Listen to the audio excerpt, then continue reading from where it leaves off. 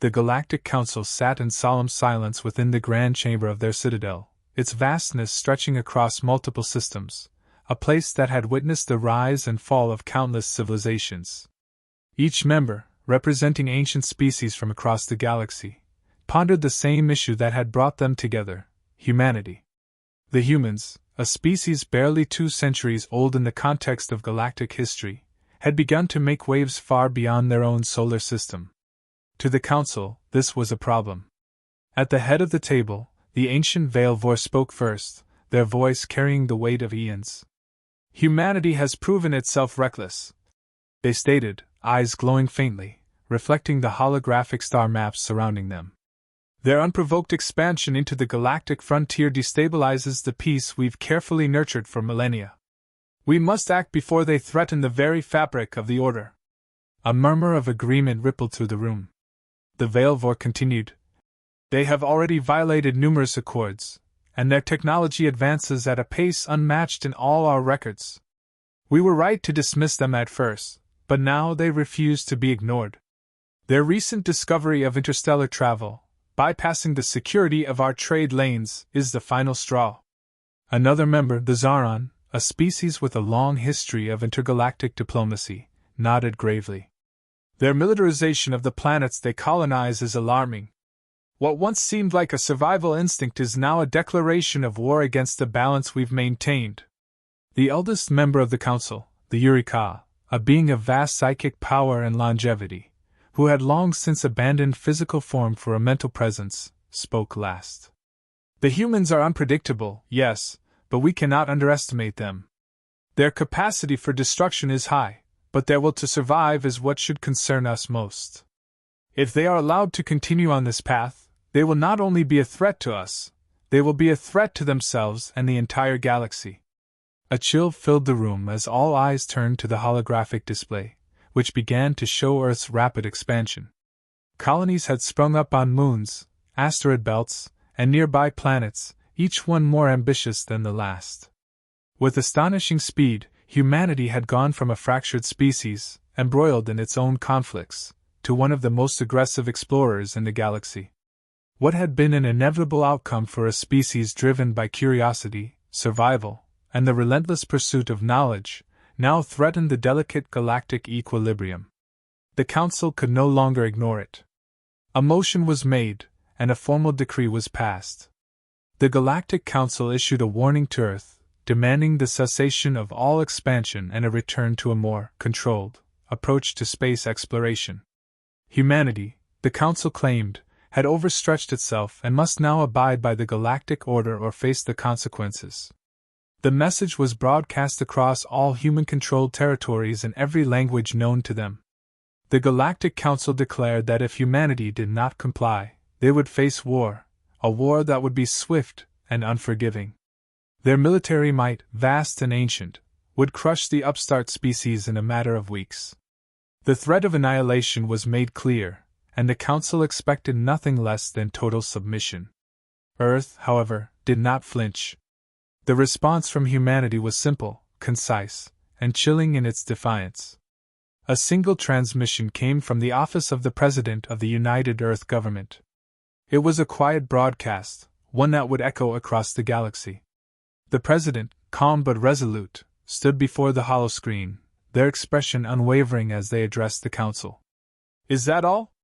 The words hung in the air, a singular question that carried the weight of humanity's entire history. The response was immediate and loud. A ripple of disbelief and confusion spread throughout the galactic community. The Council, so accustomed to commanding respect and fear, had expected groveling, submission, or even terror.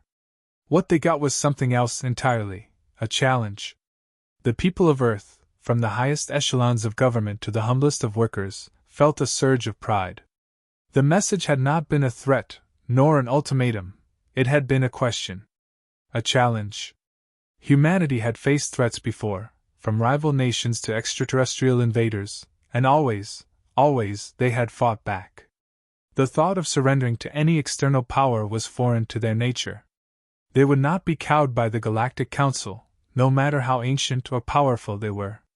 In every human colony, from the thriving industrial hubs of Mars to the growing cities on the moons of Jupiter, a similar sentiment echoed. They would stand their ground.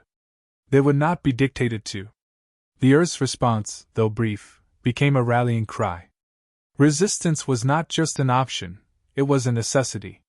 The Council's initial disbelief turned to anger, followed by confusion. They had calculated every possible human reaction, and still, this one answer had thrown them off balance. How could a species so young, so raw, defy their authority with such chilling calm? What the Council did not understand, what they could not comprehend, was humanity's defining quality, the spirit of defiance, the unyielding belief that no matter the odds, survival and freedom were worth fighting for. It was this spirit that had carried them through their earliest days, from a small, divided planet to a rising power in the galactic expanse.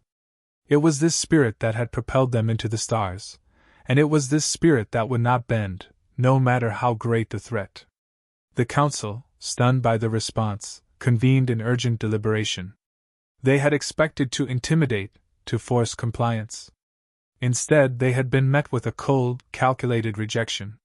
To them, this was a sign of danger, a defiance that they had not prepared for. But to humanity, it was nothing more than an expression of what they had always known. They were a force to be reckoned with. War had been threatened, but Earth had already made its response. The question now remained, could the Galactic Council handle what was to come? The Galactic Council had never been one to tolerate unpredictability, and humanity was a perfect example of a species that refused to fit into their carefully calculated mold. From the moment humans made their first steps into the galactic stage, they had been a constant source of frustration for the Council.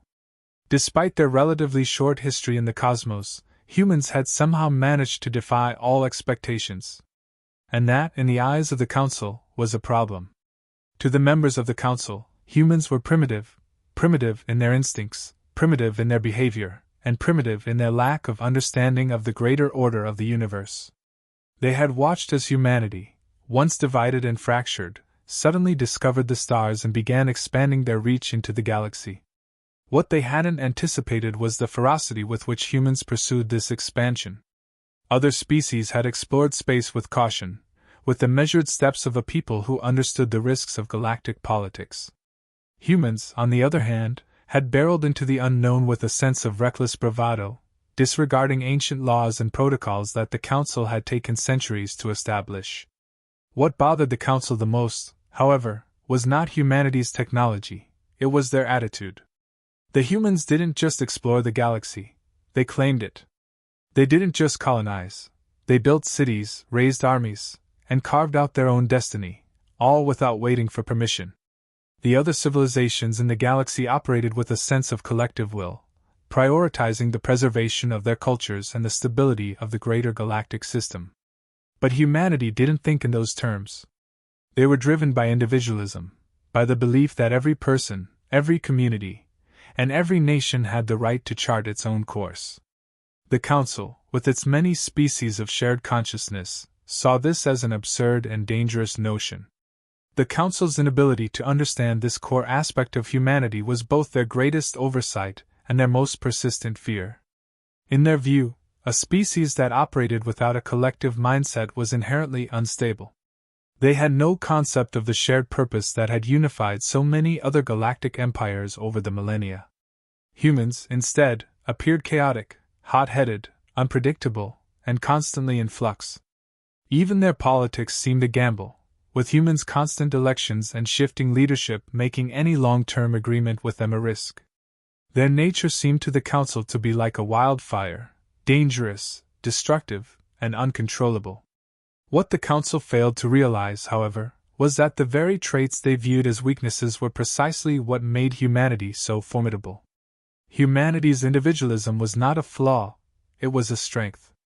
It was what had allowed humans to adapt to countless situations that would have obliterated other species. When faced with extinction, humans had fought back, not just with technology, but with sheer willpower. When another galactic species attempted to enslave Earth centuries ago, humanity had fought back, not because they had superior weaponry, but because they had refused to accept defeat.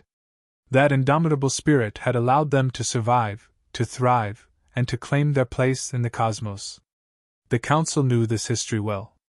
They had seen the humans rise from the ashes of their own wars and divisions, only to emerge as one of the most resourceful and determined species in the galaxy. Yet they could never fully understand it. Every time humanity faced an existential threat, they responded with greater ingenuity, with a kind of resilience that left the Council in awe. But they never understood why humans would choose to fight rather than negotiate. Why would they insist on such costly victories, when peace could be reached with just a few compromises? It didn't make sense. It still didn't make sense. Take, for example, the war with the Krothax Empire, one of the most powerful militaristic races in the galaxy. The Krothax had launched a full-scale invasion of Earth, confident in their overwhelming firepower. They had no doubt that humanity would crumble under their might. But what the Krothax hadn't accounted for was the sheer audacity of humanity. When it seemed like there was no hope, when Earth's cities lay in ruins, the humans had fought back, not with traditional warfare, but by hacking the Krothax's own systems, turning their weapons against them. It was a tactic that had never been used before in galactic warfare, one that the Council considered barbaric. The Krothax had underestimated humanity's resourcefulness, and in the end, the Krothax Empire was forced to retreat. It was a victory that sent shockwaves through the galaxy, but it was a victory that, in the Council's eyes, raised more questions than answers. To the Council, humanity's aggressive response to existential threats wasn't the mark of a noble species. It was the behavior of an animal cornered. They saw humans as desperate, unrefined, driven by base instincts rather than reasoned thought. The Council believed that when confronted with a challenge, a civilized species should seek to understand, to negotiate, to find a path forward that benefits all. But humanity did not approach the universe with this mindset. When faced with adversity, humans didn't sit back and ponder their options. They acted, often without regard for the consequences. It was this very behavior that made them so unpredictable, and it was this unpredictability that terrified the Council. What the Council failed to recognize was that humans did not view their own actions as reckless, they viewed them as survival. In a galaxy filled with powerful empires, ancient civilizations, and predatory species, the human instinct had always been to fight for their existence. There was no time for long negotiations when survival was at stake. The Council, in their infinite wisdom, couldn't grasp that the survival instinct, rather than a desire for conquest, was what drove humanity to act.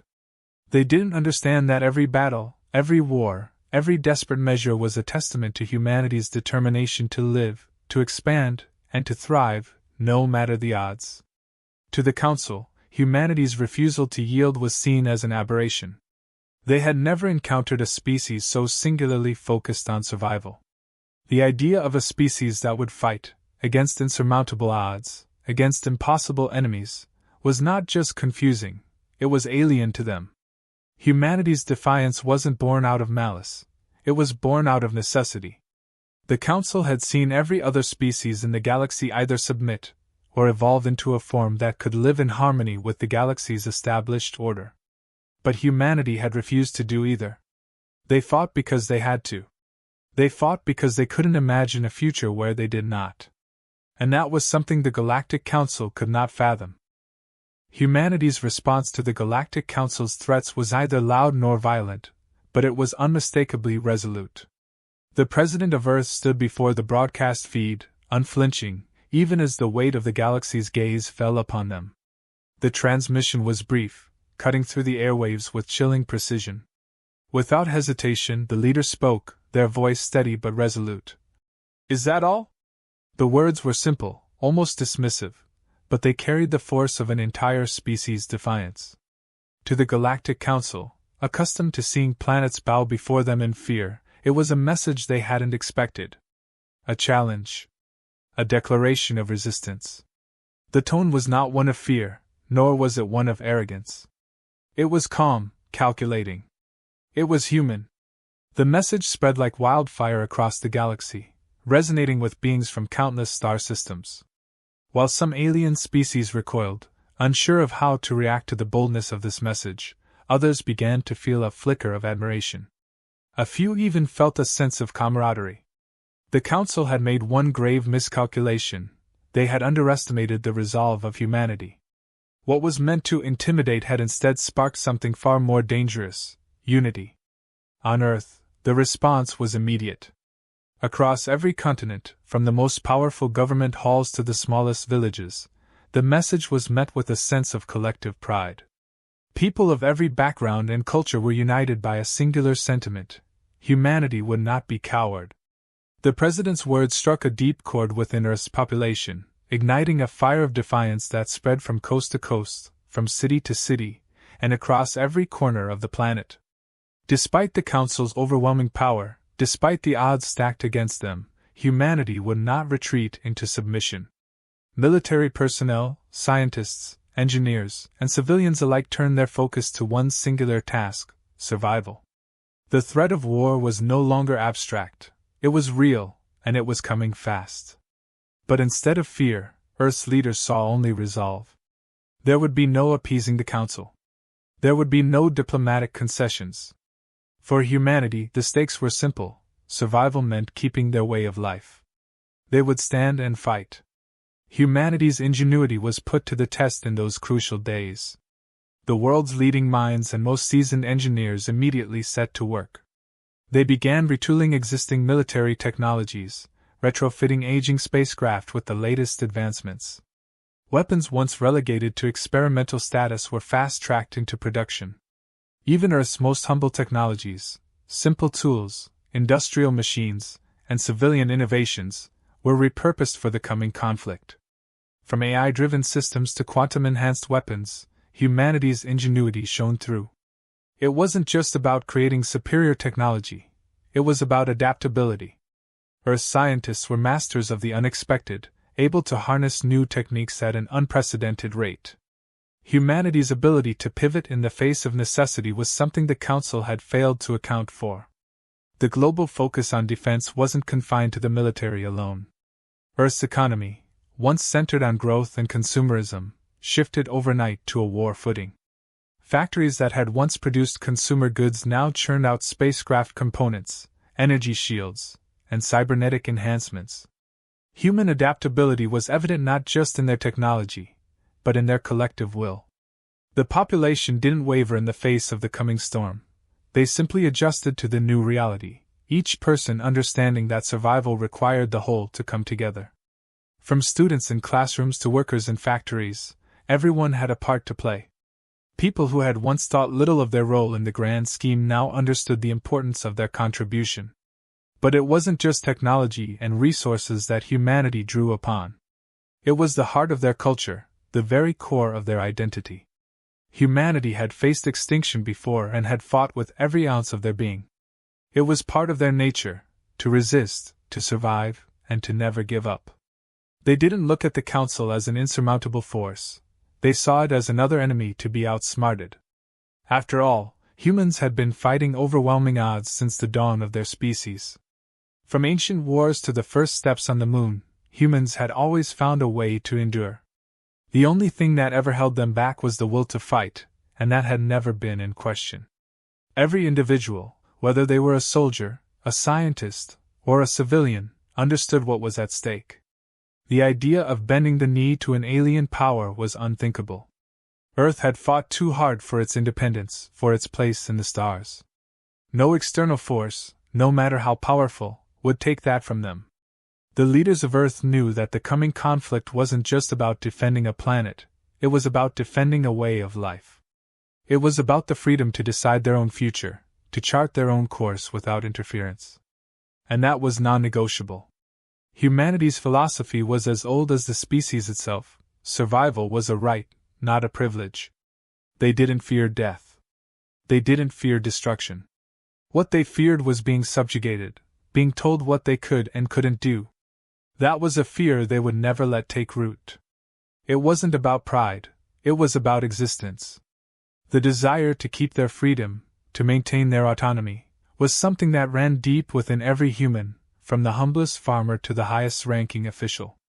It wasn't a matter of strength, it was a matter of spirit. Humanity, by its nature, did not surrender. As the days passed, Earth's defenses continued to grow stronger. The scientific community pushed forward with new, bold innovations, testing experimental weapons and unorthodox tactics. Military strategists drafted plans that were both unconventional and brutal. They knew that their greatest strength wasn't in the size of their fleets or the power of their weapons. It was in their capacity to surprise, to adapt, and to improvise when all seemed lost. And they knew the one thing the Council had failed to consider: humans didn't fight like other species. They didn't rely on tradition or expectation. They relied on instinct. They fought like creatures backed into a corner, not like civilizations accustomed to victory. Humanity's defiance wasn't simply about resisting the Council's demands. It was about asserting their identity. It was about making a statement to the galaxy, one that would echo across the stars. We are here to stay.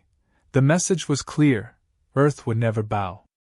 If war came, humanity would face it head-on. It wasn't a matter of arrogance.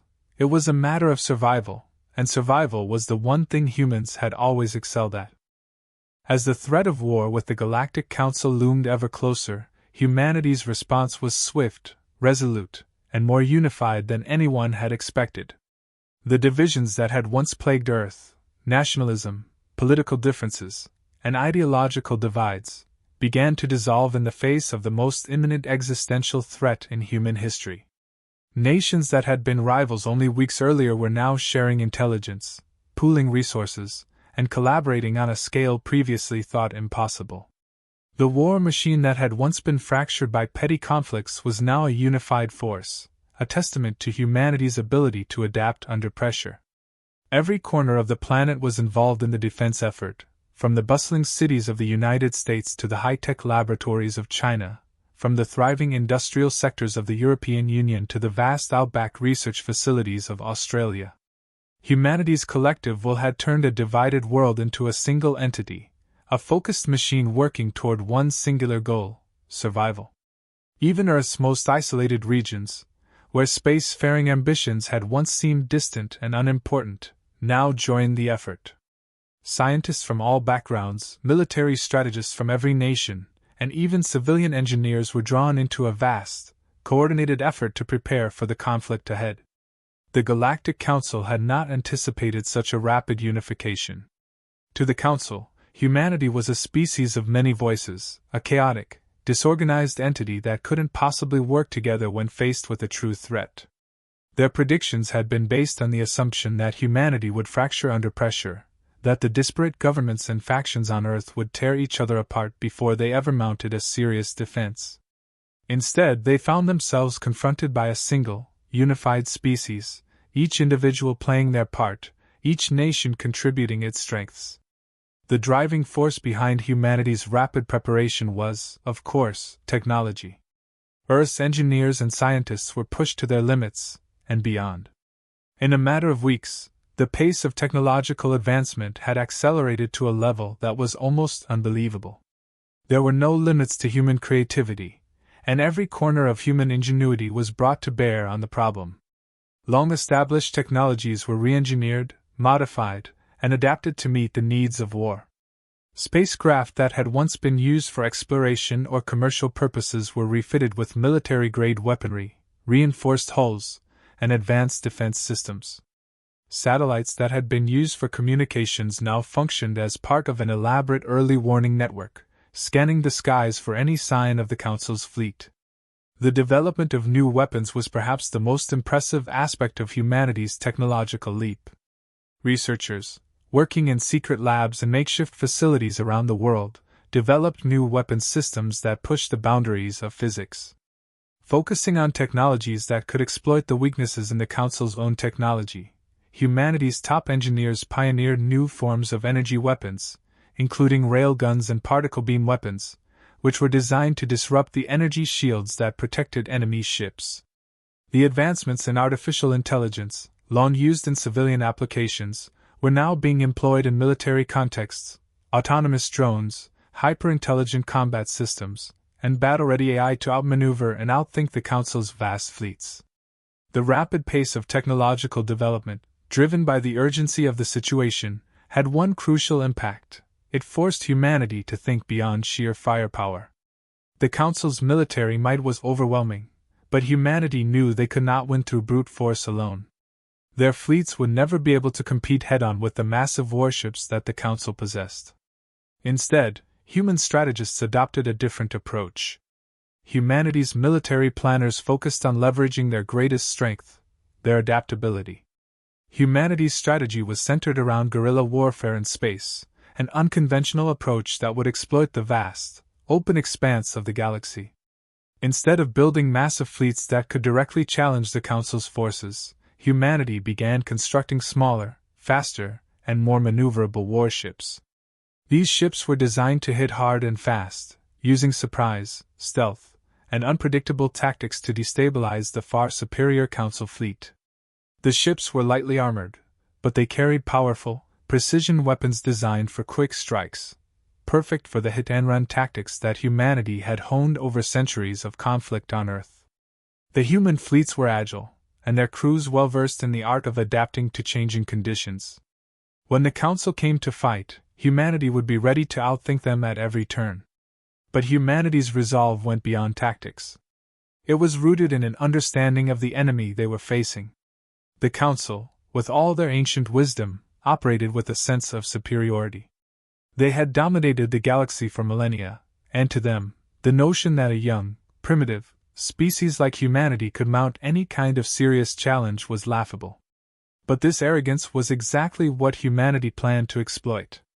The Council's overconfidence would be their downfall. Human military strategists studied their every move, anticipating where the Council's fleets would deploy, calculating the most vulnerable points of their vast warships, and preparing to strike where they would least expect it. The human military leaders, though under tremendous pressure, felt a growing sense of confidence as they prepared for the inevitable clash. The human resolve was clear: they would not lose. The sheer unpredictability of their tactics, their adaptability in the face of overwhelming odds, and their capacity to innovate would give them an edge.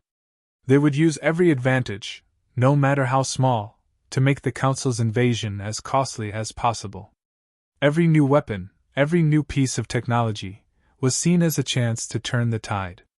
As the days passed and the pressure mounted, there were whispers of doubt, voices that wondered whether humanity could truly stand up against the might of the Council. But these doubts were quickly silenced. On every front, from military command centers to civilian sectors, the message was clear: Earth would fight, and Earth would win. The growing tension in the air was palpable, but beneath it was an unshakable belief that humanity could, and would, defeat the invaders. Though the odds were against them, humanity did not see the impending war as an unwinnable battle. Instead, they saw it as an opportunity. The greatest mistake the Council had made was failing to understand humanity's greatest asset: their refusal to be defeated. Earth would fight with every resource they had, with every ounce of creativity and strategy, and above all, with every bit of heart and soul. The war was coming, and humanity was ready to make the Council understand just how dangerous it was to underestimate the will of mankind. The final battle was unlike any humanity had ever fought. It was not a battle for superiority, nor for domination. It was a fight for survival, for freedom, for existence. The Galactic Council's forces arrived in full force, their fleets a shimmering wall of advanced weaponry and shields, designed to crush humanity once and for all. The humans, with their smaller fleets and limited resources, knew the odds were stacked against them. But they had learned, through every defeat and every victory in their history, that sheer numbers or advanced technology were never the deciding factor in a fight. It was will, it was spirit, and it was the relentless human drive to defy what seemed impossible. As the battle raged across the stars, humanity's warships danced through the cosmos, evading enemy fire with impossible agility, striking with precision. Human tactics, though unconventional, were designed to exploit the Council's arrogance, its belief that they could overwhelm humanity with ease. The humans never fought head-on. Instead, they used the element of surprise, exploiting weaknesses, striking from unexpected angles. They didn't rely on the raw power of their ships, but on the raw power of their minds, their ability to adapt and to outthink their enemies. For every victory, there was a cost.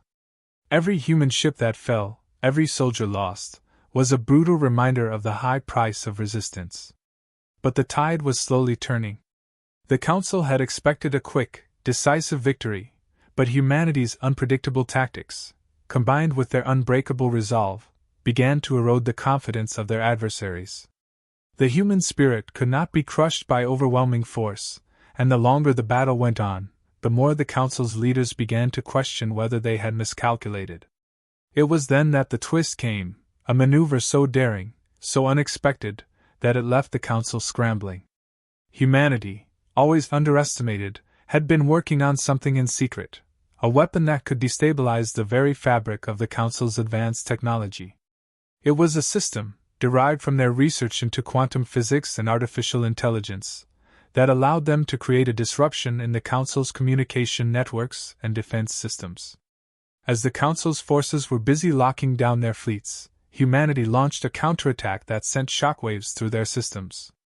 The balance of power, once tipped overwhelmingly in favor of the Council, now shifted. The weapon wasn't just technological, it was a statement.